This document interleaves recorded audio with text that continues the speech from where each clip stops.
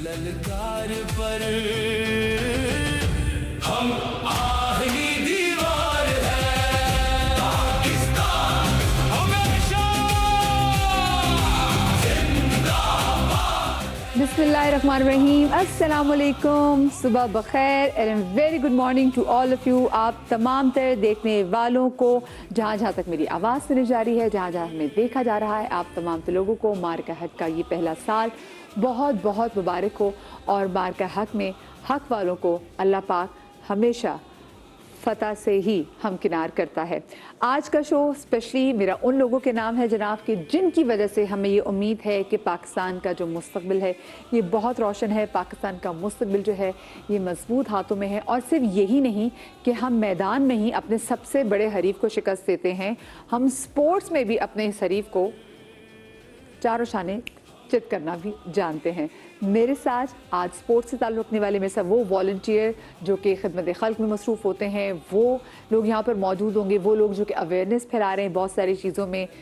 मतलब आपका दिल खुश हो जाएगा आज का शो देखिए कि भाई कहाँ कहाँ से लोग आके पाकिस्तान की नुमाइंदगी कौन कौन से मैदानों में करें जहाँ से हमें आइडिया नहीं कि भाई यहाँ पे भी पाकिस्तान को रिप्रेजेंट करना बहुत ज़्यादा ज़रूरी है। क्योंकि देखिए पाकिस्तान की जो सॉफ्ट इमेज है ना, वो ऐसे ही लोग जो हैं वो दुनिया तक पहुंच जाते हैं। ऐसे ही लोगों की वजह से लोग पाकिस्तान को अच्छे नामों में और साथ में, क्योंकि ये जो आज मेरे साथ लोग मौजूद हैं जो डिफरेंट वॉक ऑफ लाइफ से आज यहाँ पर मौजूद हैं, ये जिस तरीके से पाकिस्तान की नुमाइंदगी ऑल ओवर द वर्ल्ड कर रहे हैं, ये एक बिल्कुल डिफरेंट पर्सपेक्टिव से। क्योंकि देखिए हम, मुझे लगता है कि हमारी फिल्म अभी बहुत पीछे है, हमारे ड्रामास यहाँ बड़ा ज़बरदस्त काम करें, लेकिन हमसाय मुल्क ने जितनी भी जंगें जीती वो अपनी फिल्म के थ्रू ही जीती हैं।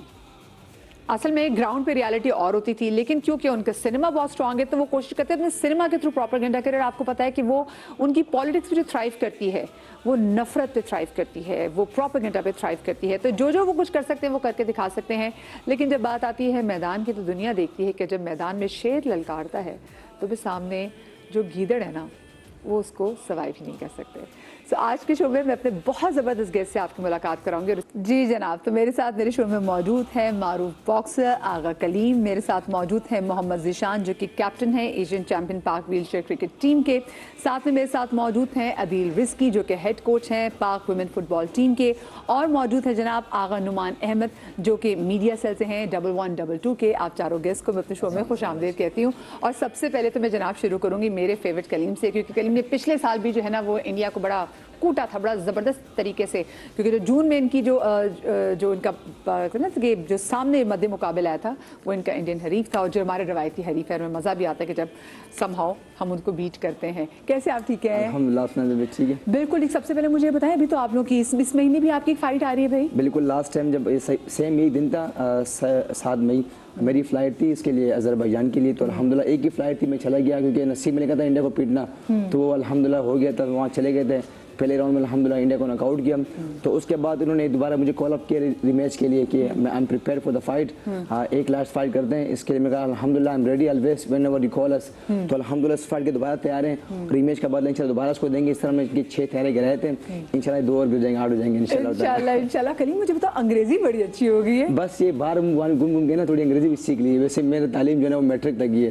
साथ में चाय होटल भी काम करता हूँ अपने हाल। अच्छा, अभी भी आपका चल रहा है? अभी भी कर रहा हूँ अल्हम्दुलिल्लाह। अब्बू के साथ हाथ बढ़ाता हूँ, काम भी करता हूँ और साथ में इंग्लिश वगैरह तो बाहर थोड़ी सीख ली है और बड़ी ज़बरदस्त इंग्लिश होती जा रही है। मुझे ये बताएं कि अभी जो इस महीने जो फाइट हो रही है उधर उसके बारे में बताएं। बिल्कुल, इस महीने में जो फाइट है तकरीबन इसको मुझे कॉल अप मिली थी 2 महीने पहले ही, तो उसके लिए अल्हम्दुलिल्लाह प्रिपेयरिंग मेरी बहुत अच्छी चल रही है। मैं सुबह भी ट्रेनिंग करता हूँ, शाम को भी ट्रेनिंग करता हूँ, रात को भी ट्रेनिंग करता हूँ। मतलब जब मैं शाम को 6 बजे एंटर होता हूँ क्लब में तो रात को 12 बजे आता हूँ क्लब से। तो दिन रात वो वहाँ ट्रेनिंग कर रहा होता हूँ इस फाइट के लिए, क्योंकि ये फाइट सबसे बड़ी फाइट है मेरे लिए। क्योंकि इंडिया हमारे वो हरीफ है कि जिन्होंने हमेशा हमारे साथ बदअखलाकी की है, इस तरह की गुफ्तगू हमारे सामने यूज़ की है।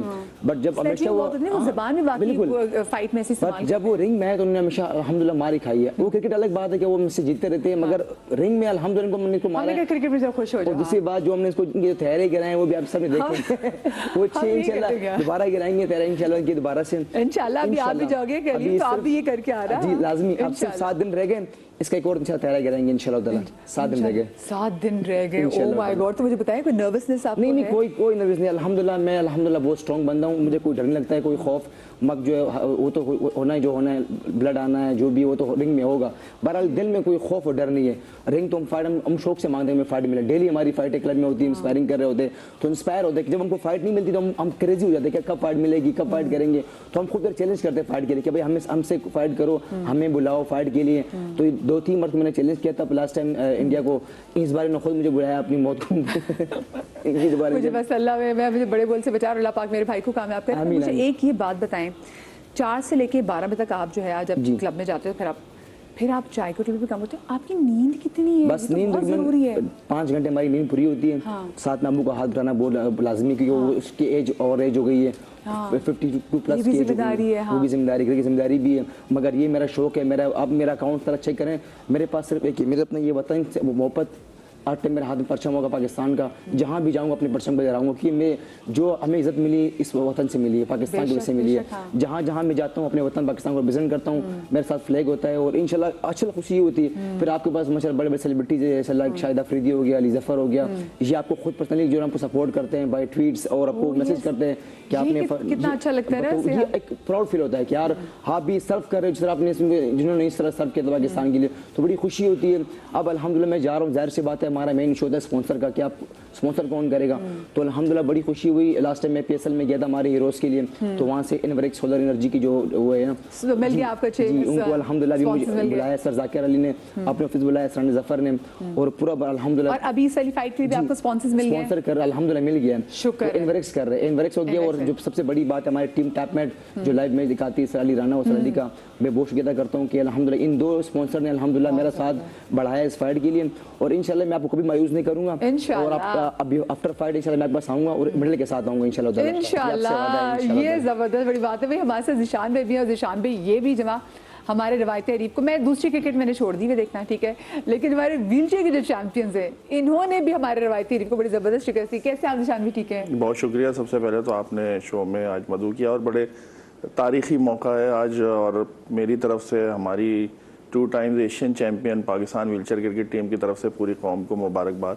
और आज का जोश व जज्बा और दिल में जो आज वो जो फीलिंग्स है ना वो हम बयान नहीं कर सकते, इसलिए कि जो कुछ हमारे जवानों ने और ये साबित कर दिया कि लोग जो समझते हैं ना कि ये कौम सोई हुई है, झगड़ों में पड़ी हुई है, एक झंडा नहीं है, रंग बिरंगे झंडों में घिरी हुई है, लेकिन जब भी किसी ने मैली आंख से हमारे मुल्क की तरफ देखा, पूरी कौम सीसा पिलाई दीवार बन के अपने बहादुर जवानों के साथ दुश्मन को वो सबक सिखाती है कि उसकी 7 पुश्तें जो है वो याद रखें और मार्का हक इसकी सबसे बड़ी याद रखेंगे, जिनके जहाज गिराए उनकी भी 7 पुश्तें याद रखेंगे। बिल्कुल ऐसे ही है।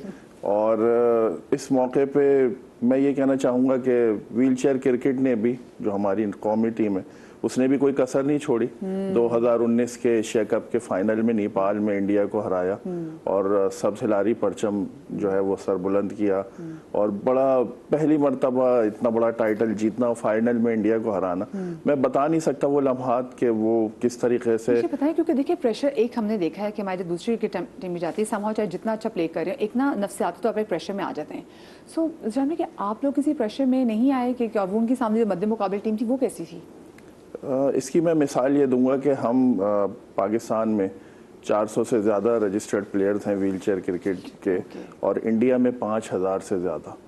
आप फ़र्क देखिए। उसके बावजूद यहाँ हमारे लातादाद मसाइल हैं, हमारे लड़कों के पास जगह नहीं है जहाँ पे वो ट्रेनिंग करें, हमारे पास ग्राउंड बड़ी मुश्किल से मिलते हैं। लेकिन बात यही है कि ये शिकवे शिकायतें को बिल्कुल कतई नज़र, जब आप ये सोच लें कि हमने पाकिस्तान के लिए कुछ करना है, ये इससे कतई नज़र कि आप व्हीलचेयर पे बैठे हुए हैं या आप खड़े होकर खेल रहे हैं। अभी एक शो में लास्ट मुझे बुलाया था जब हम 2nd एशिया कप में नेपाल को फाइनल में हमने श्रीलंका को फाइनल में हराया था, तो मैंने उनको यही कहा था कि मेरे और बाबर आजम में क्या फ़र्क है, वो खड़े होकर खेलते हैं, मैं बैठ के खेलता हूँ, इसके अलावा तो कोई फर्क नहीं है। लेकिन आप बहुत अच्छा खेलते हैं, आप जिता भी देते हैं। बिल्कुल ऐसे ही। मैं PSL से निकल के बात कर रही हूँ जरा। जी बिल्कुल ऐसे ही है। और जहाँ पे आप अपने मकसद को जिद बना लेना कि ये मेरी जिद है कि हमने इस क्रिकेट के ज़रिए पाकिस्तान में अपनी कम्युनिटी को वो मुकाम देना जहाँ पे आप उन लोगों को उस माशरे का हिस्सा ना समझें या लाइबिलिटी समझें, हमने उस लाइबिलिटी को एसेट बनाया। अच्छा, तो ये मुझे बहुत बताएं, बड़ी आप कामयाबी लोग प्रैक्टिस कहाँ करते थे? ये हमारे पूरे पाकिस्तान में हमारी टीम है अल्हम्दुलिल्लाह, पाकिस्तान व्हीलचेयर क्रिकेट काउंसिल जो गवर्निंग बॉडी है, और बड़ा खूबसूरत गुलदस्ता है। छोटे छोटे इलाकों में लड़के खेलते हैं, वसाइल नहीं है। सबसे बड़ी बात, हमारा हथियार, एक फ़ौजी के पास अगर बंदूक ना हो तो वो उसके लिए लड़ना बड़ा। इसी तरह हमारे पास अगर स्पोर्ट्स व्हीलचेयर ना हो, जिसके ऊपर जब तक व्हीलचेयर हमारे पास वो नहीं होगी तो हम ग्राउंड में कैसे परफॉर्म अभी करेंगे। आपके पास है ये नॉर्मल वाली व्हीलचेयर? नहीं, ये कस्टमाइज्ड स्पोर्ट्स व्हीलचेयर है। ये और जो इसके ऊपर जो है ना, एक बहुत ही अच्छी जो है कि एफर्टलेस, इसमें लोकोमोशन बहुत इजी होती है। हमें इस तरह की पाकिस्तान में बनती है? ये पाकिस्तान में अब अल्हम्दुलिल्लाह काफ़ी बेहतरी आ गई है। ये पाकिस्तान में बनना शुरू हो गई है। बहुत से इदारे हैं यहाँ पे जो काम कर रहे हैं और बहुत अच्छा काम कर रहे हैं। आप लोग को स्पॉन्सर्स वगैरह मिल जाते हैं कि आप पीसीबी ख्याल करती है? क्या है निशान? पीसीबी का जहाँ तक रोल है हमारा, गुज़श्ता 10-12 साल से पीसीबी की सपोर्ट है, लेकिन इवेंट बेस्ड सपोर्ट है। और अभी हमारी जब हम एशिया कप जीत के आए, मोहसिन नकवी साहब से हमारी मुलाकात हुई, इन्होंने बाकायदा हमें इनवाइट किया, तो मैंने उनको यही एक बात कही थी कि आप नाम के मोहसिन हैं, इस क्रिकेट के भी मोहसिन बन जाएं तो हम बहुत कुछ अचीव कर लें, और बहुत ज़्यादा उम्मीदें हैं। तीसरा एशिया कप अल्हम्दुलिल्लाह पाकिस्तान में होने जा रहा है सितंबर में, और यहाँ पे मैं ज़रूरी समझता हूँ जैसे यहाँ पे इन्होंने उन लोगों का शुक्रिया अदा किया, क्योंकि वो लोग हमारी मोटिवेशन है, हाथ थाम के आगे। क्योंकि हमारे मुल्क में हम बात स्पोर्ट्स की करते हैं ना, वो सिमट के सिर्फ क्रिकेट पे आ जाता है। दूसरे स्पोर्ट्स में जैसे यहाँ फुटबॉल में कितनी बड़ी अचीवमेंट हुई, हमें देख के किस तरीके से हमें जो है ना स्पोर्ट्स को सिर्फ क्रिकेट ना समझे। बहुत बड़े बड़े यहाँ पे हीरोज हैं, गुमनाम हीरोज, उनको गुमनाम हीरोज ना बनने दें, उनको भी आगे लाएं, उन्हें भी पता चले कि ये मुल्क के लिए क्या कर रहे हैं और किन हालात में कर रहे हैं। खाली जेब खाली पेट, जिस तरह ये चाय के होटल में काम करते हैं, हमारे बहुत से लड़के ऐसे हैं, किस तरीके उनके पास तो रिक्शा का किराया नहीं होता कि वो हमारे तक पहुँचें और कैंप में आके शिरकत करें। वो लोग अनबीटन हैं, दुनिया में पाकिस्तान का नाम रोशन कर रहे हैं, तो हम उनके लिए क्यों कुछ नहीं कर रहे हैं? हुकूमत उनकी तरफ कब देखेगी? मैं इस फोरम से आज यही पैगाम देना चाहता हूं कि हम जब ग्रीन शर्ट पहन के पाकिस्तान का सब हिलाली परचम बाहर जाके ये सोचे बगैर के ना हमारे पास कोई सेंट्रल कॉन्ट्रैक्ट है ना हमारे पास कुछ है, हमारे पास सिर्फ जज्बा है, और वो जज्बा कभी इस कौम को नाउमीद नहीं करता। हमने बड़े बड़े मौक़ों पे पाकिस्तान का नाम रोशन किया, और अल्हम्दुलिल्लाह इस सरजमीन पे तीसरा एशिया कप होने जा रहा है, जहाँ पे सिंध हुकूमत का खास तौर पे मुराद अली शाह साहब का, जिनकी सरपरस्ती में ये एशिया कप होने जा रहा है। अभी हमने पाकिस्तान अफगानिस्तान की सीरीज़ थी जो अपनी सरजमीन पे अफगान टीम को शिकस्त दे के उस जीत को हमने उन बहादुर जवानों के नाम किया जिन्होंने अपनी जानों का नजराना दे के इस मुल्क को कौम की हिफाजत की। बिल्कुल। और यहाँ पे बस मैं यही कहूँगा कि हमारा शो करने का मकसद भी है कि हो सकता है कि बहुत सारी चीज़ें ऐसी होगी जो ना चाहते हुए भी आपसे अगर नज़रअंदाज होगी, जो आपने नहीं देखा। क्योंकि जैसे आपने बात की ना, हम सबका फोकस क्रिकेट पे इतना होता है ना कि जो आसपास क्या चीज़ें हो रही हैं हम उसको भूल ही जाते हैं।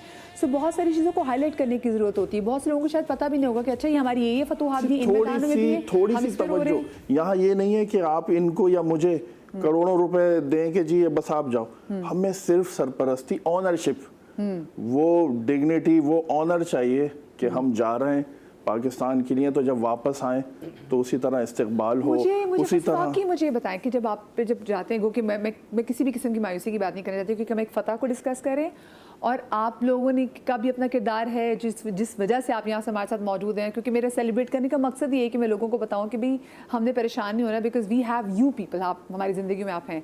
तो जब आप लोग वापस आते हैं, जीत कर आते हैं, तो आपको इस्तकबाल कैसे होता है? वैसे बिल्कुल, हम जब पहला एशिया कप जीत के आए थे और जो पहली मरतबा हमने नेपाल को और मलेशिया में इंडिया को हराया था, बड़ा तारीख़ी इस्तकबाल एयरपोर्ट पे हुआ था। और उन दिनों की बात है जब कराची एयरपोर्ट के हालात सिक्योरिटी के ऐसे थे कि आप अगर किसी को छोड़ने जा रहे हैं तो सिर्फ एक ही को अलाउ किया हुआ था। लेकिन उस मौके पे एडिशनल आईजी उस वक्त के जो थे, उन्होंने अलाउ किया कि इतनी बड़ी टीम इतना बड़ा कारनामा करके आ रही है, तो उन्होंने काफ़ी लोगों को इजाज़त दी कि आप लोग जाएं, इस टीम को वेलकम करें, इस्तकबाल। अगर आप हमारे यूट्यूब चैनल्स या जहाँ जहाँ पे आप मीडिया ने जिस तरह, और समा तो हमारे लिए हमेशा जो है शाना बशाना रहा, समा के शुक्रगुजार हैं कि हमारी समा की टीम ने हमेशा हमारी छोटी से छोटी और बड़ी से बड़ी जीत को बड़ा फोकस, बड़ा हाईलाइट किया। और मीडिया का मैं इसलिए शुक्रगुजार हूँ कि ये सब कुछ आज जो जिस हम सिनेरियो में हैं तो मीडिया ड्राइव जो है हमारे लिए बड़ी इंपॉर्टेंट है। और इंशाल्लाह मीडिया की सपोर्ट भी जो आपको साथ रहेगी। मैं ज़रा इसके साथ ज़रा आपसे भी पूछूं कि आप तो माशाल्लाह से पाकिस्तान की वो जो एक बहुत ही ज़बरदस्त किस्म की बड़ी और कहते हैं एनलाइटेंड किस्म की जो इमेज जो हमारी पाकिस्तान की जो फुटबॉल की जो लड़कियाँ जो प्लेयर्स बाहर जाती हैं तो उनको देख के आई फील सो प्राउड। और मैं कहती हूँ अच्छी बात है लोगों तक ये इमेज भी जा रही है।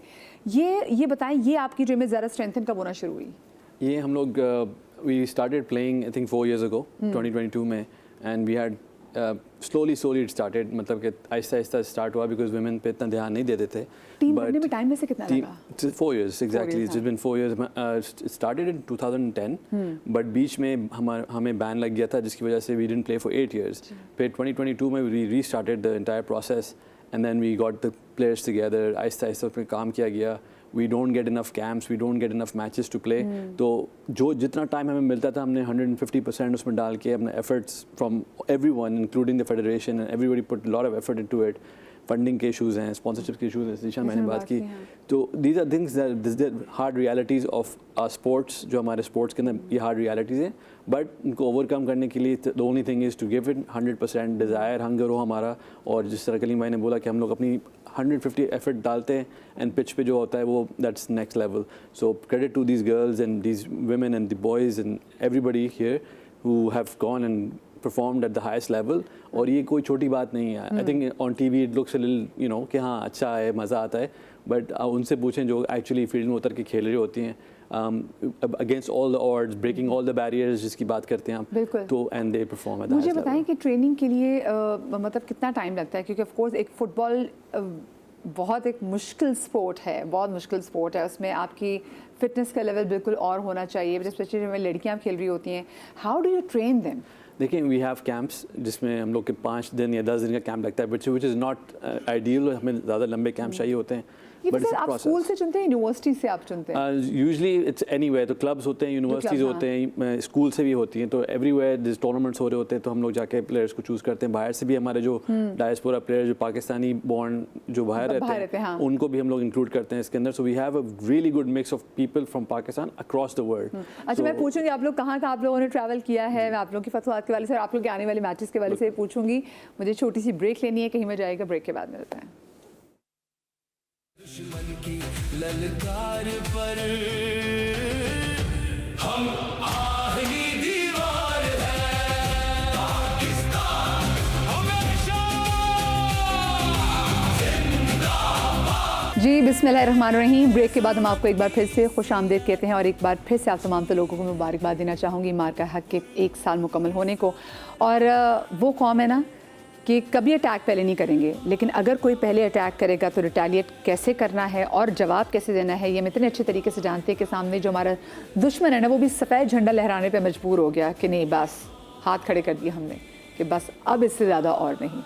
तो हम जनाब वो कौम है और मेरे साथ इस वक्त डिफरेंट वॉक ऑफ लाइफ से यहाँ पे लोग मौजूद हैं। और ब्रेक पर जाने से पहले मेरे साथ जो रिस्की साहब है मैं उनसे ज़रा पूछी थी अपनी हमारी फुटबॉल टीम के बारे में। सर मुझे बताएं अभी तक कितने आप लोग मैचेस कहाँ जाके आप पाकिस्तान को रिप्रेजेंट कर चुके हैं? हमने काफ़ी जगहों पर रिप्रेजेंट किया है। We went to Nepal for the SAF games twice. We been to Saudi Arabia. हम लोग अभी recently in April we went to Ivory Coast in Africa. That was the biggest thing that we have ever achieved because सबसे पहले तो FIFA ने हमें recognise किया है and FIFA has invited us to play this series. तो ये हमारे लिए एक बहुत बड़ी अचीवमेंट थी and the credit goes to our federation to get this sorted. तो we had quite good few experiences जो हमारे लिए बहुत अच्छे हुए हैं, बहुत फ़ायदेमंद हुए। नाम ही बहुत बड़ा है कि जब भी सोचेंगे कि हाँ जी इसके अंदर आप एंटर हो गए तो यही हमारे लिए बहुत बड़ी एग्जैक्टली बहुत बड़ी अचीवमेंट है हमारे लिए। तो ये चीज़ इससे पहले कभी हुई नहीं फॉर मेंस और women's. So this is the first time हमारी वुमेन्स टीम जो है फीफा सीरीज़ में खेली है। सबसे ज़्यादा कहाँ आप लोगों ने एंजॉय किया था? Africa Africa is we were in Ivory Coast में थे हम लोग। तो उधर जो था हमारे पास 4 नेशन सीरीज़ थी। We played against Turks and Caicos Islands, Ivory Coast and Mauritania. तो these are very high intense matches and एक बिल्कुल उनकी जो उनका कल्चर है फुटबॉल का वो बहुत डिफरेंट है हमारे से। तो हमें उनको मैच करने के लिए बहुत एफर्ट करनी पड़ी and the credit goes to all the players too. Sir हमारे तो लड़के इतने आगे नहीं पहुंचे माशा से, लड़कियां they are doing pretty well. और मैं ये कहता हूं और लगेगा टाइम, अभी बिल्कुल टाइम तो लगेगा और ये डेवलपमेंट स्टेजेस में हम लोग बहुत अर्ली स्टेज के अंदर हैं। बट द जो हमारी जो वुमेन है उनके अंदर जो फाइट है वो नेक्स्ट लेवल की फाइट है, तो that's something I really appreciate. उनको मोटिवेशन देने की ज़रूरत भी नहीं होती, जस्ट आप उनको टैक्टिकली समझा दें कि ये करना है and they go and deliver every single time. अच्छा, एक लेकिन जो तारीख सांस लम्हा होता है ना कि जब आप जीतते हैं और जब आप फिर पाकिस्तान का परचम उसमें ख़ुद को लपेट लेते हैं, वो बड़ा तारीख सांस लम्हा होता है जो आप लोगों ने एंजॉय किया हुआ है। वो वैसे बताएं उसकी क्या खुशी होती है, उसके क्या जज्बात होते हैं कलीम? देखिए बिल्कुल, जब भी वो फाइट विन करता हूँ ना तो सबसे पहले परचम उठाता हूँ, परचम में मैं दौड़ता हूँ, ठीक है, फिर उसके बाद परचम रख के सजदा करता हूँ, सलूट करता हूँ कि अगर आज हम यहाँ मौजूद हैं तो आपकी वजह से मौजूद हैं। अगर हम इलाज कोई जानता है तो आपकी वजह जानते हैं। बिल्कुल, आगा कलीम नहीं, पाकिस्तान का नाम, फिर आगा कलीम का नाम आता है, तो बड़ी खुशी होती है। कभी के बार खुशी आंसू में निकल जाते हैं कि यार जो इतना कभी सोचा भी नहीं था कि यार नेचुरल है, कभी सोचा भी नहीं था कि आप उसको बीट करेंगे। लास्ट टाइम जब मेरी फाइट थी वर्ल्ड चैंपियन के साथ, वो 3 टाइम वर्ल्ड चैंपियन था अपने वेट कैटेगरी में फ्रॉम कजाकिस्तान, तो अल्हम्दुलिल्लाह जिसको मैंने बीट किया ना, तो जब मैं सजदे में गया तो मुझे किंग खुद रोना आ गया कि यार या अल्लाह जो ये मैंने तस्वुर भी नहीं किया था कि यार इसको मैं इससे विन करूंगा। तो जो आप मेहनत करते हो, स्ट्रगल करते हो, कौम की दुआएं होती तो उसमें अल्हम्दुलिल्लाह बड़ी खुशी होती है। जिस तरह अभी आपने कहा कि जब आप लोग जीत के आते हो तो अब क्या प्रोटोकॉल मिलता है, तो जब मैं पहली मतलब 2022 में जीत के आया था तो मैं किंग करे मैं रक्षा में खुद चला गया था घर में, सिर्फ मेरे साथ कुछ मेरे स्टूडेंट्स घर के और कुछ मेरे फैमिली थे, बस ये मैं घर के चला गया रक्षा में। मैंने कहा लोग आएंगे सपोर्ट करेंगे, कोई नहीं आया गवर्नमेंट की तरफ से। फिर 2023 में मुझे यकीन हो गया ज़ाहिर से कोई आना ही नहीं है, तो फिर खुशी हुई कि समा न्यूज़ खुद आई थी चल के एयरपोर्ट, पूरा कवरेज किया मेरी उसको जो जर्नी को समा न्यूज़ ने कवरेज किया था। फिर जो मेरी फ़ाइट थी सबसे बड़ी फ़ाइट दिसंबर में जो मेरी हुई, तो मैंने पहली बार इतना क्राउड देखा, आवाम देखा, मैं हैरान परेशान रह गया था। वो फाइट अगेंस्ट थी मेरी इसराइल के साथ मेरी फाइट थी, तो दिसंबर में अल्हम्दुलिल्लाह मैंने इसराइल को पहले राउंड नॉकआउट किया था। जब मैं लैंड कर गया अपने कराची एयरपोर्ट पर, रात के तकरीबन 2:30 बजे थे, आवाम को वहाँ पर एक समंदर बना हुआ था, क्योंकि वो इसमें उन्होंने इस विक्ट्री को सेलिब्रेट करना था कि यार जिसको आप मार के आए हो ना, ये हमारा असल में हरीफ है, ठीक है। और बड़ी खुशी हुई जब मैंने इसराइल को बीट किया, इंडिया को बीट किया, तो तब मैंने समंदर देखा उसमें अपने एयरपोर्ट पे। बड़ी खुशी होती है कि यार आपको लोग लेने आते हैं, मगर गिला एक होता है कि गवर्नमेंट क्यों नहीं आती है, गवर्नमेंट के इदारे क्यों नहीं आते, स्पोर्ट मिनिस्टर क्यों नहीं आते हैं, स्पोर्ट के जो हमारे सेक्रेटरीट में बैठे हुए हैं वो लोग क्यों नहीं आते। अब मैं बल्कि साथ जाना चाहिए। मैं 3 बार सेक्रेटरीट गया हूँ, मैं अपने फंड्स का मुझे फंड्स चाहिए, फंड नहीं आए फिलहाल, फंड जुलाई में आएंगे, फंड अगस्त में आएंगे, कोई बात नहीं, लेटर लिखता हूं, फाइट आ जाती है, फाइट निकल जाती है, फाइट में जीती भी आता हूँ, तो मतलब वो अभी तक वो फंड मिलते नहीं हमें, तो मतलब हम किसके पास जाए मुझे बताओ। मैंने कहा कि मैं पाकिस्तानी हूँ, मैं कोई सिंधी बलोची नहीं हूँ। अगर मैं पाकिस्तानी हूँ, देखो अगर मैं खेलूंगा, मैं सिंध के लिए भी खेलूंगा, बलूचिस्तान के लिए भी खेलूंगा, पंजाब के लिए भी खेलूंगा, मैं सबके लिए खेलूंगा, पश्चिम के सबके लिए खेलूंगा, क्योंकि मेरे सीने पे ये परचम पाकिस्तान का बना हुआ। यहाँ पर कोई बलूचिस्तान का नहीं लगा हुआ, बलूचिस्तान को मेरे को मैं अक्सर लोग बोलते हैं कि आपका ताल्लुक बलूचिस्तान से, आप वहाँ से सपोर्ट ले। देखिए मैं पला बड़ा यहाँ हूँ, काम यहाँ करता हूँ, तो देखो गवर्नमेंट को यहाँ सपोर्ट करनी चाहिए, स्पोर्ट मिनिस्टर को सपोर्ट। मेयर बख्श साहब को मैं आपकी तरफ से कहना चाहता हूँ कि सर आप थोड़ा लुक आफ्टर करें, मुझे ना करें। बहुत सारे बच्चे हैं, बहुत सारे डिफरेंट स्पोर्ट्स हैं, उनको देखें। यहाँ के सर क्रिकेट पर फोकस किया हुआ है, अभी हमारी नेशनल गेम्स ने कितना फंड लगाया, मगर हमें कोई इतनी ऊँची नहीं मिली। मैं ये कहता हूँ कि यार खुदारा हमारे टैलेंट को ज़ाया ना करें। मेरे पास ऐसे बच्चे जिनको जो फीस पे नहीं कर पाते, मैं इनको फ्री ऑफ कॉस्ट सिखाता हूँ। मुझे पता है जो मैंने फील किए वो बच्चे फील ना करें। अल्हम्दुलिल्लाह मैंने 2 बच्चे तैयार किए जिन्होंने अल्हम्दुलिल्लाह पाकिस्तान को रिप्रेजेंट किया वर्ल्ड लेवल पर। एक राबिया नूर है और नूर एन है, उनको अल्हम्दुलिल्लाह मैंने खुद इंट्रोड्यूस करवाया अपने स्पॉन्सर के साथ कि सर प्लीज़ इनको देखें, ये मेरे बच्चे हैं, मैं आपको वादा करता हूँ कि आप जाएंगी विन करके आएगी। लेडीज़ है, लड़की है, आप उनके फाइट देखो परेशान हो जाओगे। उन्होंने भी जो रिसेंटली फाइट किया था, राबिया नूर शायद हमारे शो में आई भी हुई है, उन्होंने ब्लडी फाइट किया, ये पूरा कट हुआ था, पूरा खून। वो किसी का सर मैं फाइट नहीं खेल रहा हूँ। मैंने कहा अगर तुम यहाँ से रिंग से बाहर आओगे मैं छमाटे मारूंगा। उसी काम मैंने करना नहीं है, क्योंकि हम लोगों ने देखो हमने पैसा लगाया ना, स्पॉन्सर का एतमाद जीती भी। अगर खुदा ना खास्ता वो ऐसी बाहर आ जाए रिंग से, सही है, अगर नेक्स्ट टाइम बोले यार छोड़ो आप तो रिंग से बाहर आ जाते हो, मैंने कहा आपने मरना है, रिंग के अंदर मर जाओ, मुझे खुशी होगी कि आप रिंग के अंदर मर गए। ऐसे कोच सख्त होते हैं, मैं आपको बता दूं। उसके बाद ना उसने माशाल्लाह फाइट विन की, ब्लडी, इसमें मैं आपको दिखाऊंगा पूरी, इसको ब्लड आ रहा था, उसने वो फाइट विन किया। तो बड़ी खुशी हुई कि यार वो जो हमने फील किया था, जो हमने ट्रेनिंग करवाई थी, अल्हम्दुलिल्लाह उसका रिजल्ट मिला। अगर हमें प्रॉपर सपोर्ट मिलती है तो मैं आपसे वादा करता हूँ कि इस तरह के जितने भी फाइट्स आएंगे, चाहे मैं हूँ मेरी टीम, सो अल्हम्दुलिल्लाह हम हमेशा अपने वतन का परचम बुलंद करेंगे, हर जगह अपने वतन के लिए झंडे गाड़ के आएंगे इंशाल्लाह ताला। शो से ये ज़रूर फ़ायदा हो। मुझे बताइए कि हम खिदमत खल्क में भी, नुमान भाई अगर देखा जाए, हम किसी से पीछे नहीं। हमारे मुल्क में जब हम देखते हैं सैलाब आता है, हमारे मुल्क में जब जलज़ला आता है, हमारे कोई भी नागाहानी आफत आती है, कोई बिल्डिंग कोलैप्स होती है, हाँ, तो हम देखते हैं कि एकदम से मतलब आप किसी भी मसलक से आपका ताल्लुक़ हो, आप किसी भी पोलिटिकल पार्टी से एफिलिएटेड हो, लोग एकदम से आते हैं और कोशिश करते हैं कि जो हमारे हमवतन बाकी हैं उनको किसी तरीके से उनकी मदद को आप पहुँचें। तो ये जो एक तो जज्बा है, हम बीइंग अ मुस्लिम हम कोई मैं इसमें ब्रीट नहीं कर सकता, लेकिन इसके चैलेंजेस बहुत हैं। 1112, मैं लाहौर से हूँ, मैं पंजाब से हूँ, मैंने देखा है कि कोई और पहुँचे ना पहुँचे, आप 1112 को कॉल करें तो वो फ़ौरन पहुँचती है। अच्छा, लेकिन फिर लाहौर की सड़कें अच्छी हैं, खुली सड़कें हैं। कराची की सड़कों की हमने सूरत हाल देखी। सर वैसे यहाँ पे तो आपको चैलेंजेस बहुत होते होंगे 1112 को, ये बताएं मुझे। अच्छा, सबसे पहले तो बहुत शुक्रिया मदिहा कि आज के अजीम दिन आपने मौका दिया। और सबसे पहले सन integrated emergency and health services 1112 की जानिब से और CEO ब्रिगेडियर तारिक कादिर लाखियार साहब की जानिब से आप सबको और पूरी कौम को मार्का हक की बहुत बहुत मुबारकबाद। और जैसा कि आपने क्वेश्चन किया तो बिल्कुल चैलेंज होते हैं, क्योंकि सारे जो डेवलपमेंट वर्क है वो चल रहा है और इंशाल्लाह कंप्लीट होगा, लेकिन फिल वक्त कुछ जगहों पर ऐसा होता है कि थोड़ा सा इशू आता है। आज सबसे पहले मैं आपको ये बताना चाहूँगी 1112 ambulance service and integrated emergency and health service, जिसको मैं यहाँ रिप्रेजेंट कर रहा हूँ।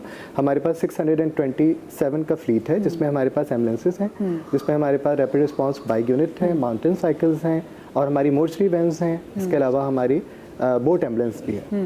अच्छा, इसके अलावा हम पूरे सिंध के अंदर कराची से लेकर कश्मीर तक 24/7 free of cost ambulance service provide कर रहे हैं। हमारे पास ट्रेन पैरामेडिक स्टाफ्स हैं और हमारी एम्बुलेंस में 29 एडवांस मेडिकल इक्विपमेंट हैं, जो कि एक ICU में होते हैं महंगे अस्पताल के, वो हम फ्री ऑफ कॉस्ट दे रहे हैं। इसीलिए हमारी एम्बुलेंसेज को ICU ऑन व्हील कहते हैं। अब अगर हम अपने कमांडिंग कंट्रोल पर आएँ तो हमारे पास डेली जो कॉल लैंड होती हैं वो 25,000 प्लस की कॉल्स हैं और अब तक हम 7 मिलियन प्लस लाइव्स जो हैं वो सेव कर चुके हैं। और जो हमने हार्ड रीस्टार्ट किए, मतलब CPR करके, चाहे वो ऑन कॉल किए हैं या हमारे स्टाफ ने जाके CPR परफॉर्म किए हैं, तो 30,000 प्लस अब तक हम हार्ड जो है वो रीस्टार्ट। सर आपने ऑन कॉल की बात की, जरा इमरजेंसी के चलते अभी से बता दें, बहुत से लोगों को 1112 का। जी बिल्कुल, मैं बताऊँगा किसी भी इमरजेंसी की सूरत में, चाहे आपको कोई एक कार्डियक अरेस्ट का, अगर आपको लगता है कोई पर्सन कार्डियक अरेस्ट में चला गया, अनकॉन्शियस है, कोई भी इमरजेंसी है, तो आपने जस्ट 1112 डायल करना है और वहाँ पर ना सिर्फ ये कि आपकी ऑन कॉल मदद की जाएगी, बल्कि हमारी जब एम्बुलेंस के स्टाफ वहाँ पहुँचेंगे तो वो आपको वो तमाम फैसिलिटीज़ इमीडिएटली प्रोवाइड करते हैं जो कि एक हॉस्पिटल में दी जाती हैं। अभी हीट स्ट्रोक है और उस पर आप देखें कि पूरे सिंध के अंदर हमारे 50 से ज़्यादा हीट स्ट्रोक के, हीट वेव के वाले से कैंप्स हैं, जिसमें हमारे तमाम एम्बुलेंसेज भी मौजूद हैं, ट्रेन स्टाफ मौजूद है। डिलीवरी केसेस भी तो एग्जैक्टली हमारी एम्बुलेंस में, मैं उसी तरफ आ रहा था कि हमारी एम्बुलेंस में अब तक यानी ऑन समझ रहे जब वो ट्रैवल कर रहे होते हैं, मूवमेंट में होते हैं, तो 1000 से ज़ायद बच्चों की पैदाइश हो चुकी है, जिसमें मदर भी सेव रही और बेबी भी सेव। इसका मतलब आपके पास इतना ट्रेन स्टाफ मौजूद है कि अगर इन केस कोई ऐसी इमरजेंसी होती है तो फिर वो जो डिलीवरी का प्रोसेस वो आराम से इसको टैकल कर सकते हैं। एक चीज़ और बताऊं आपको कि हमारी free of cost OPD service भी है, जिसको 1123 तई तबीब के नाम से। उसमें आप ना सिर्फ पाकिस्तान में कहीं से भी बल्कि दुनिया भर से फ्री ऑफ कॉस्ट कॉल कर सकते हैं। और 1123 भाई, कोई ना कोई खुदा ना खासा आपके घर में हेल्थ इमरजेंसी हो सकती है, तो ये नंबर याद रखें, बच्चों को लेके बड़ों को लेके 1123 यानी कि 1123। एग्जैक्टली इसमें आप कॉल करेंगे तो आपको फ्री ऑफ कॉस्ट OPD मिलती है, जिसमें तमाम फील्ड से रिलेटेड, चाहे वो आपके कोई कार्डिक इशू है, कोई मेंटल इशू है, कोई स्ट्रेस है, फैमिली प्लानिंग के हवाले से बात करनी है, प्रेगनेंसी से रिलेटेड, तो उसमें हमारे पास तमाम काउंसलर्स, डॉक्टर्स मौजूद हैं, फ्री ऑफ कॉस्ट OPD वो देते हैं। अब रिसेंटली अगर मैं बात करूँ तो सुसाइड केसेस जो हमारे पास हमने ऑन कॉल रिवर्ट करवाए, वो 18 केसेस हैं अब तक अल्हम्दुलिल्लाह, कि जो कि बिल्कुल उसमें से कुछ ऐसे थे जो बिल्कुल कमिट कर चुके थे कि अब वो जा रहे हैं और वो सुसाइड करेंगे। मुझे एक बात बताएं, अगर ऐसा कोई बंदा अगर आपको कॉल करता है तो देन फिर आप उसको बातों में एंगेज करते हैं? एग्जैक्टली जो हमारे काउंसलर्स हैं वो इस हवाले से ट्रेन है, चूँकि वो साइकेट्रिक हैं, उनको फिर वो टैकल करते हैं। सबसे पहले तो ये उनकी बात को सुनते हैं, क्योंकि जो भी कोई इस सिचुएशन से गुजर रहा होता है ना, कि सुसाइड का सोच रहा होता है, तो वो अमूमन बहुत ज़्यादा तन्हाई का शिकार होता है, वो किसी से बात नहीं कर पा रहा होता है, तो वो यही रास्ता ले रहा होता है। हमारे काउंसलर सबसे पहले उसको बिल्कुल उसके लेवल पे जाके उसको बात करते हैं। एंड मीनवाइल आप उसकी लोकेशन ट्रैप करते हैं, ट्रेस करते हैं कि वो कहाँ है? वो अपनी लोकेशन खुद बताते हैं साथ साथ, और जहाँ पर हमें महसूस होता है कि हमें जो है वो कुछ लॉ इन्फोर्समेंट की हेल्प लेनी चाहिए तो वो भी की जाती है। लेकिन हमारे 9111 का है ना कि अगर आप उनको कॉल करते हैं तो ठीक है, उसके बाद अगर इन केस आप उनको कुछ बता भी दें ऐसी चीज़ हो रही है, तो व्हाट दे डू कि वो आपकी लोकेशन तब तक ट्रेस कर लेते हैं। बिल्कुल हमारे पास भी है कि हमारा जो, क्योंकि हम कनेक्टेड हैं, हम जैसे जो हमारे पास जब कॉल आती है जब 1123 पर या 1122 पे, तो साथ ही फायर ब्रिगेड अगर जरूरत पड़े तो भी हम उनके साथ कनेक्टेड हैं। अगर हमें 15 को कॉल करनी है तो उनके साथ भी हम कनेक्टेड हैं। के इलेक्ट्रिक को अगर हमें इन्फॉर्म करना है, कोई फायर सीन है, तो उनके साथ भी हम कनेक्टेड हैं। हम सबको इन्फॉर्म कर देते हैं और कोई भी सीन को देखते हुए अकॉर्डिंगली। सही। अच्छा जी, मुझे ब्रेक की तरफ जाना है, लेकिन मैं आपको बताती चलूँ मेरे साथ मोहम्मद यावर हैदर साहब जो कि रिटायर्ड ग्रुप कैप्टन है भी मेरे साथ मौजूद हैं। PF इन्होंने 1994 में ज्वाइन की थी और रिटायर्ड ये 2024 में हुए हैं। एजाज़ की बात है कि सोमालिया गए, उन्होंने वहाँ की फाउंडेशन रखी, उनकी पहली फर्स्ट एविएशन अकेडमी की उन्होंने फाउंडेशन रखी और ये उनके पहले चीफ फ्लाइट इंस्ट्रक्टर भी हैं। तो ज़रा इनसे भी जानेंगे, क्योंकि ऑफकोर्स सिर्फ ये नहीं कि उन्होंने पाकिस्तान में सर्व किया, बल्कि पाकिस्तान से निकल के इन्होंने दूसरे मुल्क में भी एक जो सिस्टम सेटअप करने में उनकी हेल्प की। लेकिन एक छोटी सी ब्रेक के बाद कहीं मत जाइएगा।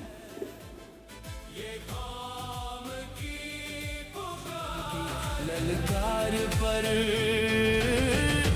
हम आहनी दीवार है, पाकिस्तान हमेशा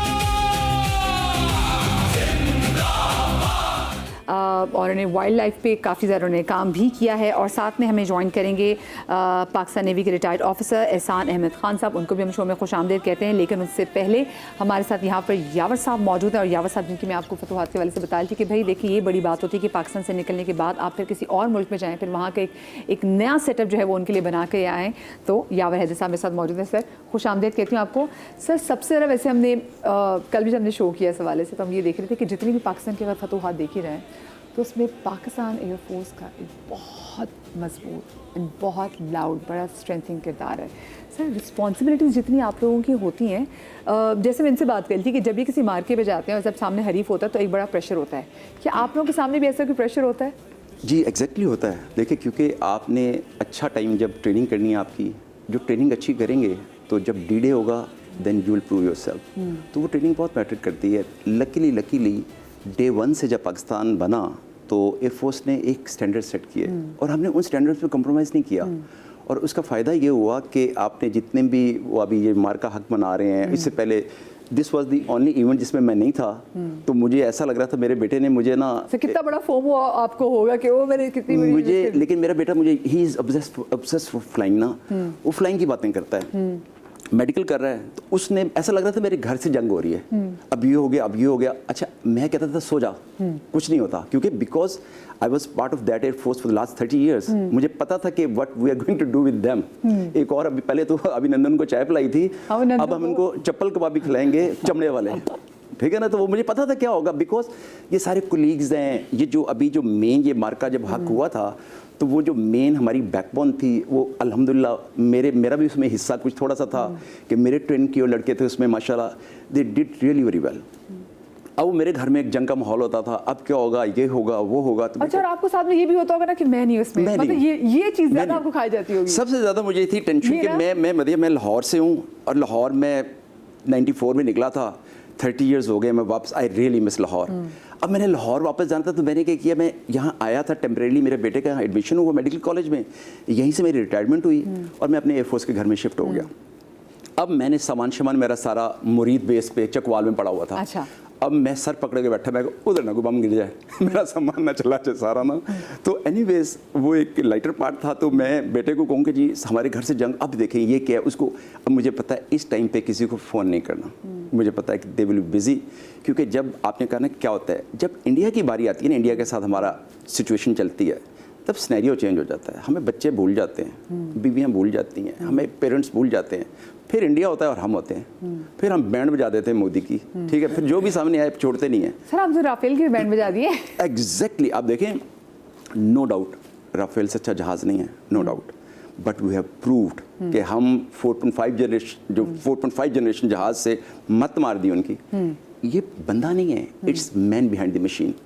हाउ डू यू ट्रेन? अच्छा, क्रेडिट गोज टू लीडरशिप। हमारी जो लीडरशिप एयरफोर्स की 4-5 साल पहले हमने बिल्कुल डायरेक्शन चेंज की, क्योंकि अभी देखिए ये जो जितने हमारे जो मिडिल ईस्ट के लोग हैं, वो सारे क्या करते हैं, वो आपके साथ जब बॉन्ड बनाते हैं, हम सिक्योरिटी स्टेट बन गए हुए थे।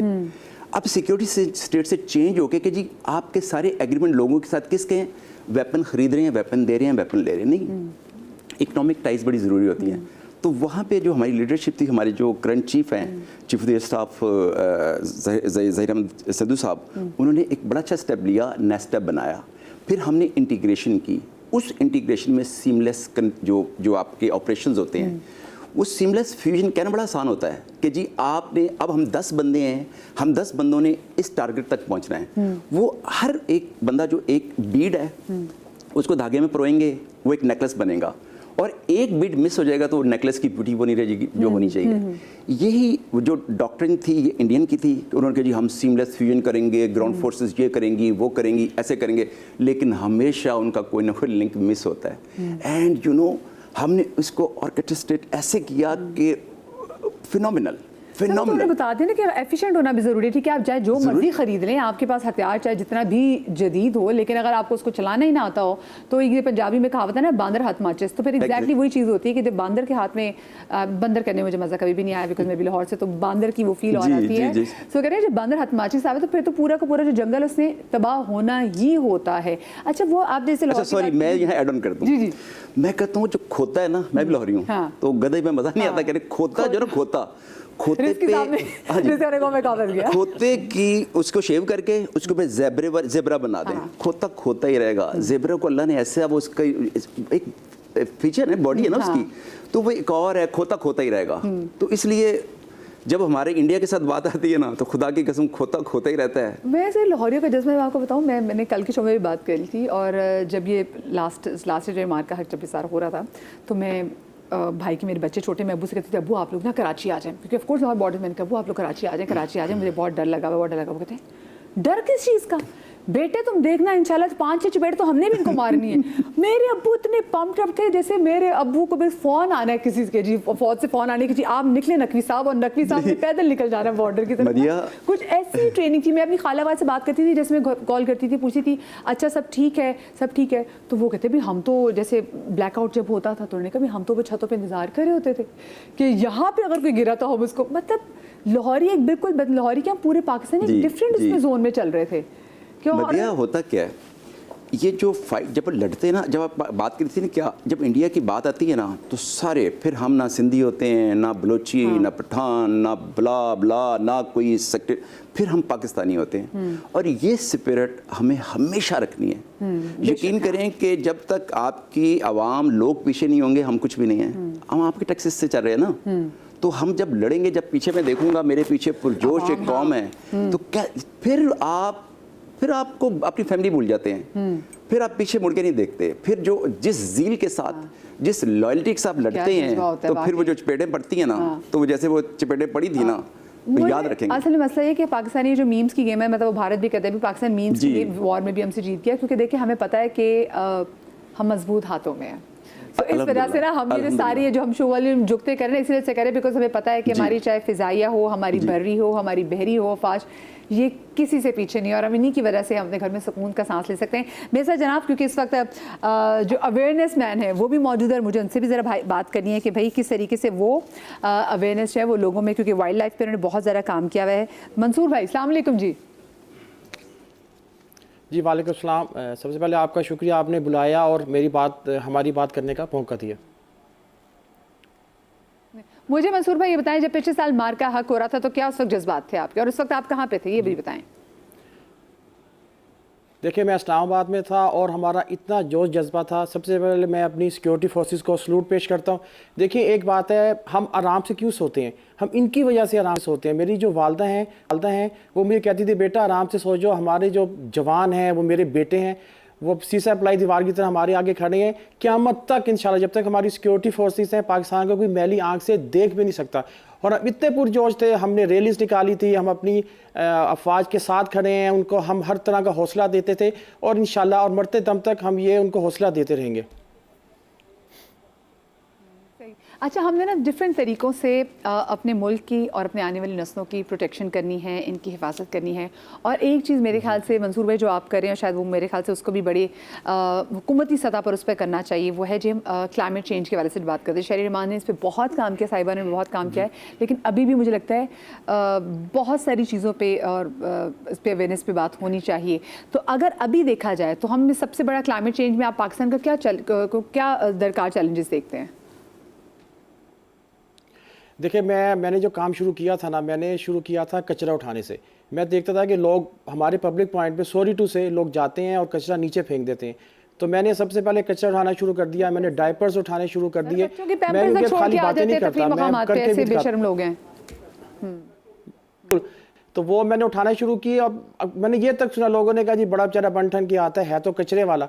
लेकिन मैं गवर्नमेंट से आपके प्रोग्राम के थ्रू ये कहना चाहता हूँ कि देखिए हमारे कुछ कानून बनाएं, कुछ सख्तियाँ करें। अमेरिका में भी 1960 में बड़े बुरे हालात थे, लोग कचरा फेंकते थे, बहुत बुरे हालात थे, लेकिन उन्होंने कोशिश की, गवर्नमेंट ने कानून सख्त किए और 1970 में पहला अर्थ डे बनाया गया।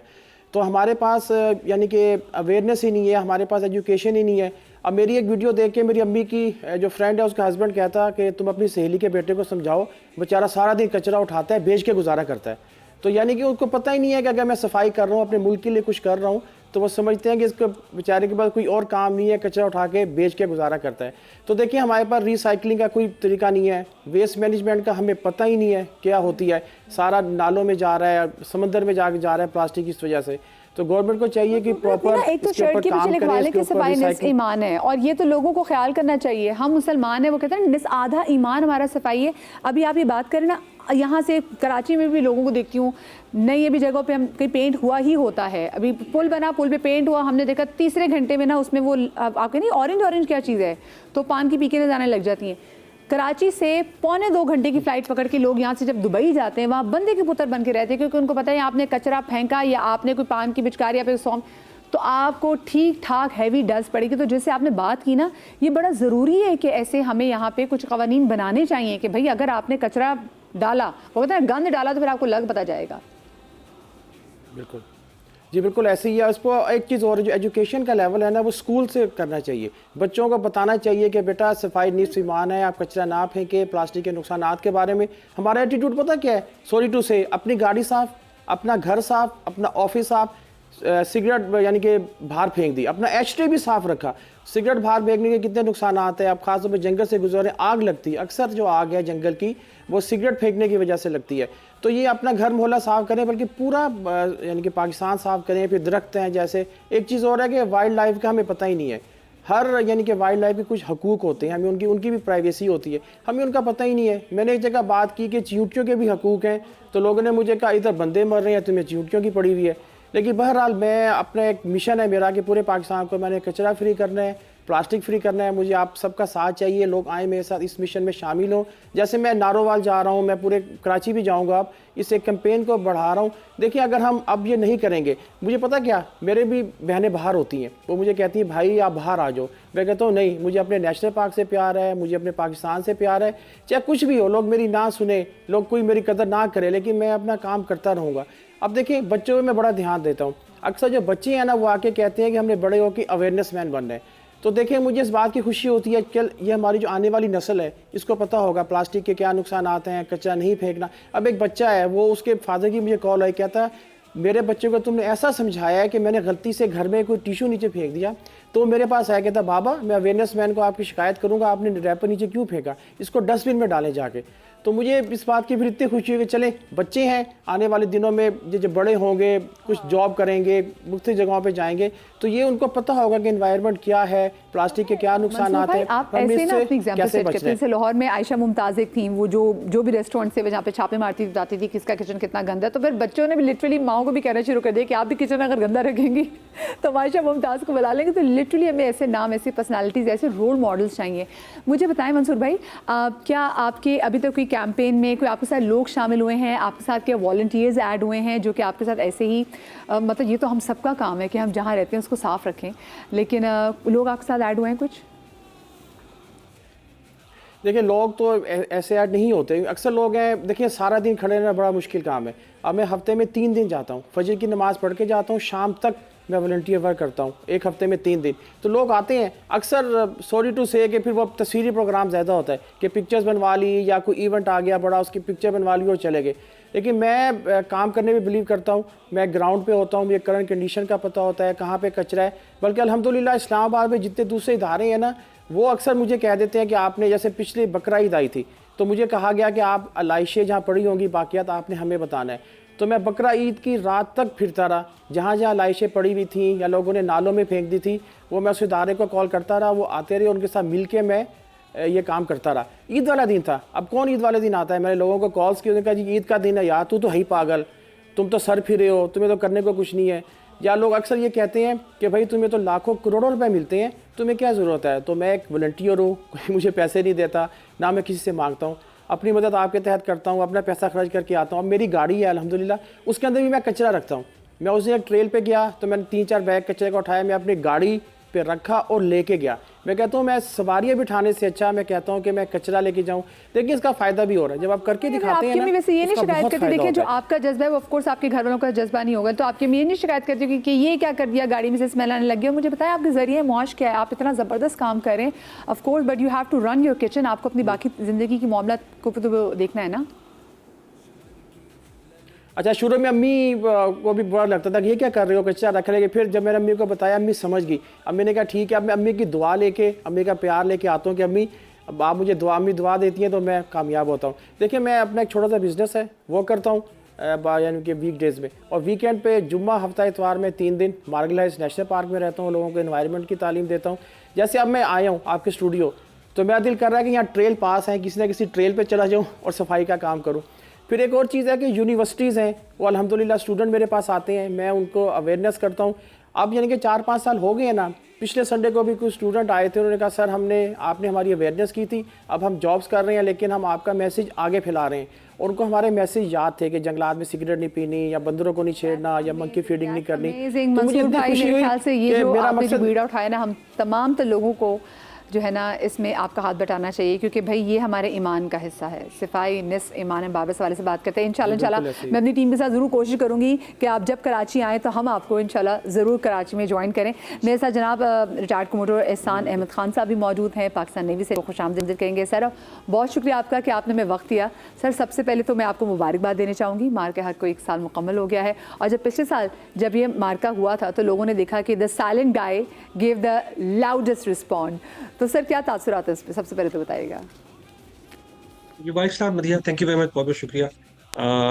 आप तो पूरा शो लेके चल रही हैं, और मैं थोड़ा सा इस पे ऐड ये करना चाहूँगा कि ये जो मार्का हक की जो एग्जीक्यूशन है, ये सिर्फ मिलिट्री का नहीं है, इसमें एक कौम का इरादा शामिल है।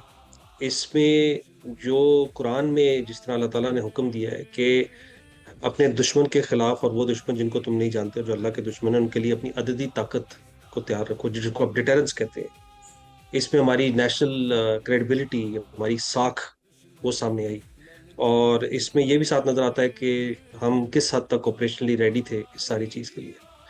शायद हमारे दुश्मन ने जिस वक्त ये पूरा एक ड्रामा रचाया, और उसको वो संदूर का नाम दे के उन्होंने कहा कि जी हम लेके आगे चलेंगे, उनका शायद कभी इनको अंदाज़ा नहीं था कि जब रिस्पांस आएगा तो वो इस सख्ती के साथ रिस्पांस आएगा। और उस रिस्पांस के आने में भी जो 3-4 दिन जो लगे, वो भी एक रिस्ट्रेंट जो तमाम सर्विसेज के लेवल पे शो किया गया। लेकिन आपने जहाँ से अपनी बात का शुरू किया, और जो उन्होंने इतना शोर मचाया कि जी विक्रांत फलानी जगह पे आ गया है और विक्रांत से ये हो जाएगा, और उन्होंने तो अपनी नेवी के थ्रू जो है इस्लामाबाद और लाहौर के ऊपर भी कब्जा कर लिया था, क्योंकि वो और कुछ तो बेच नहीं सकते थे। वो जो उनका सौदा बिक रहा था वो सिर्फ झूठ पे मबनी था। अब अगर